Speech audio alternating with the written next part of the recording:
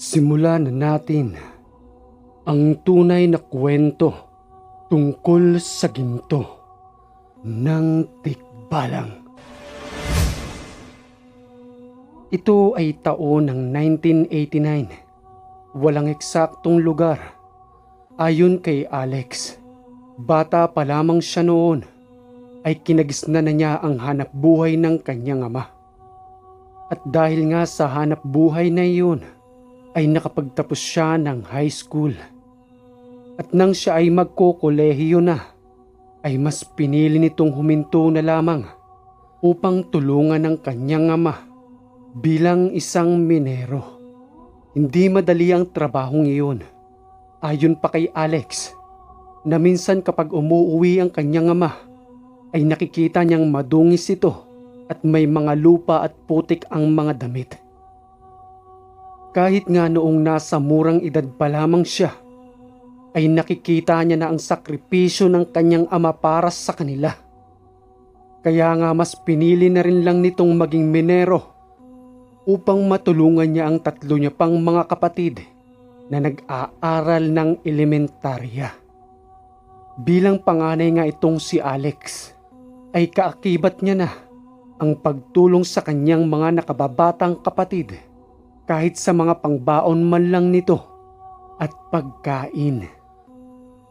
Kahit na nga hindi sang-ayon itong kanyang amang si Bibong, ay hindi niya na napigilan si Alex at sumuong na rin ito sa butas sa paghukay ng ginto. Kahit nga na nasa murang edad pa lamang, ay wala na itong nagawa upang maghukay ng ginto. Malamnan lamang ang kumakalam nilang sikmura.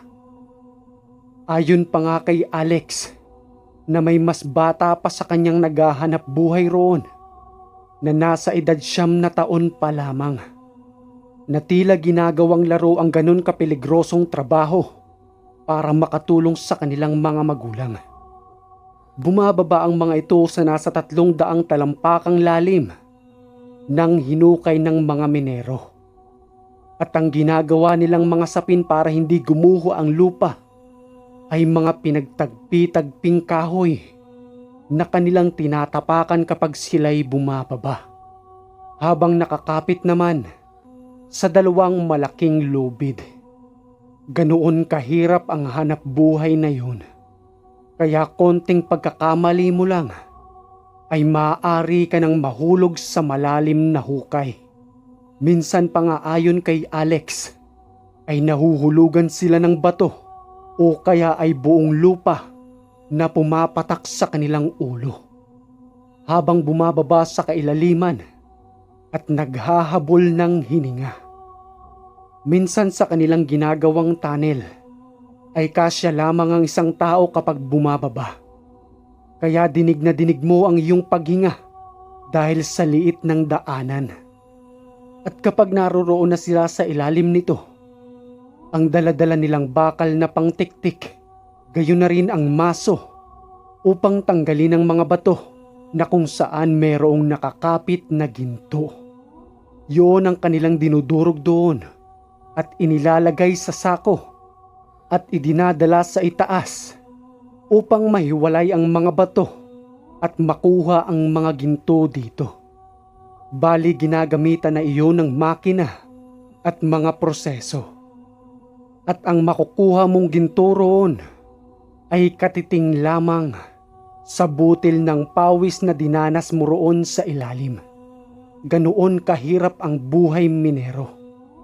Ngunit yun lamang ang kinagisnan naming hanap buhay doon. At halos karamihan ay pagmimina talaga ng ginto ang pinagkukunan upang makabili ng pagkain. Buwis buhay kung baga sa kasabihan. Minsan pa nga, kapag ganoong kalalim na 300 talampakan na ito, ay kailangan ng maglagay ng isang malaking hose kung saan mayroong oxygen at makahinga ang mga minero doon sa ilalim. Ganoon ang ginagawa namin upang tuluyang makahinga. At sa unang araw kong ang pagmimina ay halos kapusin talaga ako ng paghinga na tila para akong hinihika. At ang damit ko ay para na akong naligo sa pawis.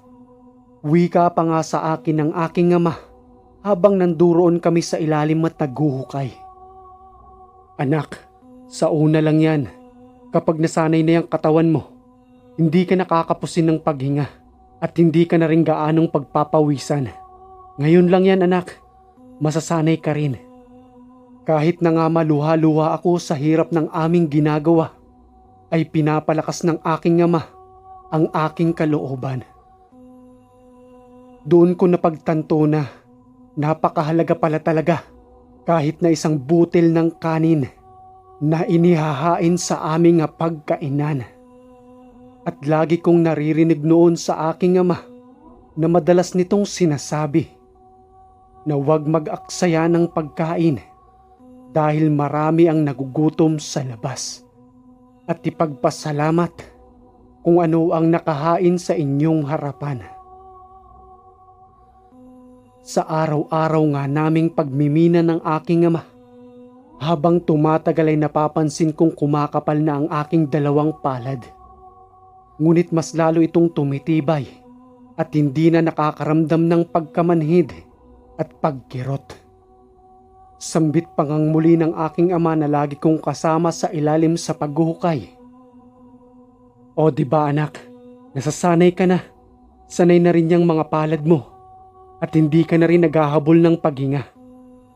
Sambit ko naman sa aking ama. Oo nga ho ama, sa una lang po ako nahirapan. Akala ko nga ho ay malalagutan ako ng hininga nung una. Siguro ay nag-adjust lang po yung katawan ko. At ngayon ay na-adapt niya na yung temperatura dito sa ilalim ng lupa. Nagsambit pang muli itong aking ama tungkol sa kalagayan ng buhay namin. Anak, alam mo, ngayon lang tong hirap na to. Makakaraos din tayo sa ganitong buhay. Mabibigyan ko rin kayo ng magandang kinabukasan ng mga kapatid mo. Sa ngayon ay unawain mo muna ang iyong ama. Dahil pati ikaw, nandito na rin at tulad ko. Halos maluha naman ako sa mga sinabi ng aking ama. At hindi ko lang ipinahalata sa kanya. Kahit na nga madilim doon sa ilalim ng lupa, ay may kanya-kanya namang kaming ispat na nakatali sa aming ulo. Kaya bahagya muna akong kunwaring tumalikod para hindi niya makita ang aking bagyang pagluha. At nagsalita nga ako habang nakatalikod at kunwaring may ginagawa. Oo naman ho ama, huwag niyo hong alalahanin yun. Matagal na nga hong gusto ko kayong tulungan dito para makatulong ho ako sa mga kapatid ko kahit pang baon man lang nila. Salamat anak ha. Sige at magtatrabaho na muna ako. Tinapik naman ako ng aking ama bago ito umalis. At napansin ko rin sa kanyang boses na tila naluluha ito habang nagpipigil. Isang gabi, habang nagpapahinga kami ng aking ama sa may labas ng aming tahanan, naisipan ko namang itanong kung ilang taon pa lamang siya na nagsimula siyang maghukay. Sambit pa nito sa akin. Yun ba anak? 12 pa lang ako anak ay naghuhukay na ako. Tulad mo, sumasama ka sa akin. Ako naman noon sa aking ama. Kaya yun na rin talaga yung kinamulatan kong hanap buhay noon pa. At magpahanggang sa ngayon nga, nagbabaka sakaling makakuha ng maraming ginto para magbago yung buhay nating lahat. Mas maraming nagbago ang buhay noon anak. Dahil sa mas marami ang nakatuklas ng ginto noon. At yung iba nga hindi na nakatira dito. Nagsipaglayo-layo na sila dahil sa nagbago na ang buhay. Hindi naman makatsyempo yung ama ko noon dahil na rin sa kakulangan sa gamit. Kaya nakikihukay na lang kami para makakuha ng kakatiting na ginto. Parang tulad ng ginagawa natin. Nakikihukay lamang tayo sa mga kapitalista at yung ginto nga ay dumadaan sa kanila. Hanggang sa tumanda na nga ang aking ama at pumanaw na. Kaya ang pangarap ko sa iyo anak ay hindi matulad sa akin na tumanda na lamang sa paghukay ng ginto.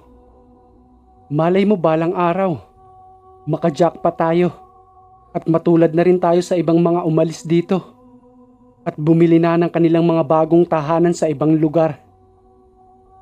Habang sinasabi naman sa akin ng aking ama sa mga oras na yun, ang mga plano niya at gusto niyang mangyari sa buhay namin, ay napapaisip ako kung ilang butas pa ng lupa ang kailangan naming hukayin para lang makakuha ng limpak-limpak na ginto. Alam ko mang hindi ganoon kadali, ngunit hinahayaan ko lang ang aking ama sa kanyang mga pangarap para sa amin. Hindi naman siguro masamang mangarap ng gising para sa ikabubuti ng aming pamilya. Kinabukasan ay balik trabaho na naman kami ng aking ama sa pagbaba sa mga malalalim na butas. Minsan pa nga, ang nagagawang butas namin doon ay nagkukonekta na sa ibang butas na ginagawa ng iba. Kaya sa aming lugar, kung tutuusin ay marami ng butas na nagawa sa ilalim ng lupa. Kaya delikado rin ito balang araw. Dahil kapag nagkaroon ng malakas na lindol, ay magkakaroon ng pagguho rito. Dahil sa mga ginawang butas ng mga minero. Ngunit wala namang makapigil dahil may mga permiso ang mga kapitalista. Kaya patuloy pa rin ang paghukay ng ginto. Isang araw ay may pumunta sa amin. Iyon ay mga kaibigan ng aking ama na mga naghuhukay din ng ginto. Ngunit meron na itong mga grupo at tinatawag nga silang Gold Bar Hunter. Bali 7 na yon na magkakasama at kinausap ang aking ama na sumama na sa kanila. Mukhang may pera na rin ang mga ito dahil mahahalata mo sa kanilang mga kasuotan. Pagalis nga ay agad kong kinausap ang aking ama tungkol sa pag-imbita sa kanya ng mga ito. Wika naman ito. Yun yung kaibigan ko anak na si Roldan. Bali matagal na ring nawala yan dito dahil nga sa nabalitang nakakuha ng maraming ginto. Kaya nga nagulat ako at bakit nandito sila ngayon sa lugar natin. Naririnig ko ama sa usapan ninyo kanina na niyayaya ka nitong sumama sa kanila. Oo anak, dahil sa may nakapagsabi sa kanila na mayroong gold bar malapit dito sa atin. Panahon pa raw ng mga Hapon yun nang inilagay sa kuweba. Pumayag na rin akong sumama sa kanila para makapagbaka sakali tayo dahil nga sa kumpleto na ng gamit ang mga yan. Maraming nalalaman niyang kaibigan kong yan kahit na rin pagdating sa mga ritual bago magsimula ang paghahanap ng ginto. Namana niya pa yung lahat ng kanyang kaalaman doon sa kanyang lolo. Kaya nga nung nakakuha ng ginto ang mga yan, siya rin ang nanguna. Hindi naman ako nakasama sa kanila noon dahil sa nagkataong buntis ang nanay mo at walang mag-aalaga sa kanya kung nasa malayo ako. Kailan niyo ho mapupuntahan yung sinasabi nilang kuweba? Sa Makalawa na, kaya nga minamadali na nila. Kumuha na rin ng permit ng mga yan para makapasok doon. Maaari ho ba akong sumama sa inyo ama? Sige anak, ipagpapaalam kita kay Roldan. Nang dumating na nga ang araw ng kanilang pagpunta doon, ay sumakay na ang mga ito sa isang owner type na sasakyan. Dala-dala ang kanilang mga gamit at pangarap na makakuha ng limpak-limpak na halaga ng ginto. Pagdating nga nila roon, ay agad nang isinagawa ang kanilang mga dapat pang gawin, lalong-lalo na ang unang pagre-ritual. Inihanda naman ni Roldan na kaibigan ng kanyang ama ang mga pang-alay tulad ng isang baboy na ito ay malinis na at inalisan na rin ng mga buhok sa katawan. Pinakuluan na rin ang baboy na ito ng isang buo, ngunit ni kahit na isang rekado ay wala ditong inilagay sa kadahilan ng hindi kumakain ng mga elemento ng may pangpalasa o asin. Naglagay din ito ng lumang alak na katulad ng Mallorcang alak na mahirap nang mahanap sa panahon natin ngayon. Gayon na rin ang candy at soft drinks. Dahil sa ang sabi ni Roldan ay ganyang pagkain ang gusto ng mga elemento. Ayon pa nga sa kanya ay aamuyin lang naman ito ng mga elemento at hindi naman talaga nila ito kakainin. Habang may daladala naman itong mahabang kawayan at tila may barnes itong kulay itim na ang haba nito ay isang dipa. Ngunit ang laki ng bilog niya ay kasing laki lamang ng isang daliri. Wika pa nito na kapag humaba pa ng isang dangkal ang kawayan, ibig sabihin lang nun na tinanggap ng mga elemento na mga nagbabantay sa ginto ang kanilang alay. Sabay tanong pa nga ni Roldan sa akin ng mga oras na yon. Iho, ilang taon ka na ba? 22 na ho ako ngayon. Matagal na rin ho akong naghukay. Simula nung tumigil ako sa aking pag-aaral nung high school. Kaya ilang taon na rin ang nakakalipas. Mabuti naman. Akala ko batang-bata ka pa. At ipinagpatuloy na nga ni Roldan ang kanyang pag-aalay. Tumayo ito sa harap ng kanyang mga alay, habang hawak-hawak ang isang kawayan habang ito'y nakadipa. Nakaharap na kami ng mga oras na yon sa may kuweba, kung saan nanduroon ang sinasabing ginto na aming hahanapin. Dahil nga sa may kasama kaming isang aso na alaga ng isa naming kasama, ay biglang bumahag ang buntot nito at tila takot na takot hanggang sa kumakahol na ito at nagtatakbong papalayo. Sambit pa ni Roldan na papalapit na ang mga elemento sa kanila at pupuntahan ang kanilang mga alay, habang patuloy naman itong nagdarasal ng hindi ko maintindihan. Maya-maya pa ay ikinagulat nga namin na humaba ng isang dangkal ang hawak-hawak nitong kawayan. At nagsambit nga ito ng, tinanggap nila ang alay natin, kaya maaari na tayong pumasok sa loob. Agad namang inihanda ng mga ito ang kanilang mga gamit at agad nang isinagawa ang kanilang paghahanap sa loob, habang naglalakad at daladala ang kanilang mga ispat. Wika pa ni Roldan. Mabuti na lamang at tinanggap nila yung alay. Dahil kung hindi rin tayo makakapasok dito. Dahil sa ang ginto ay sila na ang nangangalaga rito. Dahil kapag tumagal na ng ilang taon ang gintong nakalagay rito, inaangkin na nila ito at sila na ang nangangalaga. Kaya hindi pwedeng basta-basta na lamang papasok dito. Dahil sa baka ikapahamak pa nating lahat. Dahil nga sa mga sinasabi nitong si Roldan, ay marami rin akong natututunan sa kanya. Lalo na pagdating sa mga inukit ng mga Hapon noon bilang palatandaan sa mga bato kung saan nila inilalagay ang mga ginto. Sambit pa ngang muli nito sa amin. Kapag nakakita kayo ng isang triangulo at may ekes sa ibaba, ibig sabihin lang nun na may gold bars na nakabaon sa ilalim nito at marami pang palatandaan. Katulad ng isang parang box na makikita mong tila may box pang maliit na nakaukit sa loob nito, ay mayroon ding gintong nakabaon roon. Yan ay inuukit nila sa mga bato. Kahit na ang isang triangulo na mayroong tuldok sa gitna ay isa rin yon sa kanilang madalas na ginagamit na palatandaan. Kahit na nga ang H at C at AZ na mga letra ay senyales din na mayroong nakabaon doon. At marami pang ang iba. Mamaya ipapakita ko sa inyo roon para matandaan ninyo at madali nating mahanap dito. Dahil sa ang ibang mga kasama ko ay alam na nila yon. Kayong dalawa na lamang na mag-ama. Ang lahat nga na sinabi ni Roldan ay agad kong isinulat sa papel na aking dinala upang matandaan ang mga ito. Dahil sa ang mga sinabi niyang yun ay iilan pa lamang sa mga palatandaan.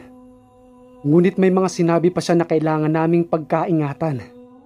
Dahil sa may mga nilalagay na lason ng mga Hapon noon na tinatawag nga ni Roldan na health hazard poison na isinasaboy ng mga Japanese Imperial Army. Magagaling ang mga laso na inilagay nila noon at may iba't iba nga itong kulay. May kulay gray, pula at meron ding violet na kapag nalanghap mo at nahawakan, ang pupunteriyahin nito ay ang iyong immune system na kung saan ay manghihina ang iyong katawan hanggang sa unti-unti ka nang mawala ng gana sa pagkain. Ayon pa kay Roldan na hindi naman daw ganoon kabilis ang lason Dahil sa hindi mo naman namamalayan na pumapayat ka na pala at wala nang ganang kumain hanggang sa makaramdam ka ng lagnat at magkaroon ng pulmonya. Kaya mas mainam na hindi mo malanghap ang mga nasabing lason o kaya'y hindi ito lumapat sa iyong balat. Dahil sa pumapasok ito sa mga butas ng ating balat kung saan lumalabas ang ating pawis. At ang malala pa nga ay ang tinatawag nilang cyanide na kapag nalanghap mo ay sa 6 na oras pa lamang ay maaari nang ikamatay ng tao. At ang pinakaiingatan ng lahat ay ang itinanim nitong bomba. Kaya kapag mayroong nakitang wire ay huwag na huwag kaagad gagalawin. 3 uri ng amoy ng laso ng sinabi sa amin ni Roldan na kung sakaling maamoy mo ay umalis na kaagad o maglagay ng mask. Ito ay ang amoy mabango na bigla ka na lang may maaamoy na ganoon. At meron din namang amoy na itlog na nabubulok at ang isa pa ay amoy malansa. Inilalagay naman nila ito sa mga bato na nakapaligid sa ginto. Minsan naman ay sa lupa na aming hinuhukay. Kaya kailangan mag-obserba habang isinasagawa namin ang paghahanap sa ginto. Lumipas pa ang 7 araw na paghahanap ay nanirahan muna kami sa isang tahanan malapit doon. Hanggang sa nakita nga namin ang mga palatandaang inilagay ng mga Hapon at gayon na rin ang mga ginto. Ngunit ayaw pumayag ng isang tikbalang na nangangalaga rito na kunin namin ang mga ginto sa kadahilanang sila na raw ang nagmamay-ari dito. Maniwala man kayo o hindi, ay gumamit ng mga salita itong si Roldan at nakipag-away pa sa tikbalang. Lahat naman ng yun ay sinaad niya lamang sa amin habang pinanunood namin siya na tila nga may kinakausap ito at may kung ano-anong ginagawa. Hanggang sa nagsambit na nga ito, nakunin na namin ang lahat ng mga ginto ng tikbalang. Okay, maraming salamat mga kahiwaga sa pakikinig sa kwentong ito. Hindi na sinaad dito sa kwento kung gumanda na ba yung buhay nila o yumaman na ba sila o kung nasaan na sila ngayon. Siyempre para sa privacy na lang siguro nila yon. At mahirap na rin usisain ito dahil privacy na nila ang pinag-uusapan dito. Wala ring naisaad na investor na kukuha ng ginto nila. But anyway, hindi natin alam kung tunay ito o hindi. Way back 1989. Basta ang nakalagay dito, true story. Malapit na tayo mag 10,000 subscriber mga kahiwaga. Kahapon ay 8,000 pa lang. Ngayon ay 9,000 na. Halos isang araw nag-1,000 na yung subscriber natin. At kasama kayo ron sa nakikinig ngayon. Kaya siguro bukas mag-announce na ako ng ating raffle. Kaya ihanda nyo na yung inyong mga comment para makuha ko yung mga pangalan ng mga makakasali sa ating raffle. Bukas pag malapit na mag 10,000 sasabihin ko yung instruction kung paano makakasali. Mabilisang shoutout muna tayo mga kahiwaga. Shoutout kay Lady Warrior, Jerry Montañez from Panabo, Boss Ninong, Marisa Grande, Pongsna from Saudi Arabia, Angeline Agbayani at Lolo Renato Agbayani. At kung may komento kayo sa kwentong ito, huwag niyong kalilimutang mag-comment dyan sa baba. Muli maraming salamat sa inyong pakikinig mga kahiwaga. Dito sa Ang Hiwaga.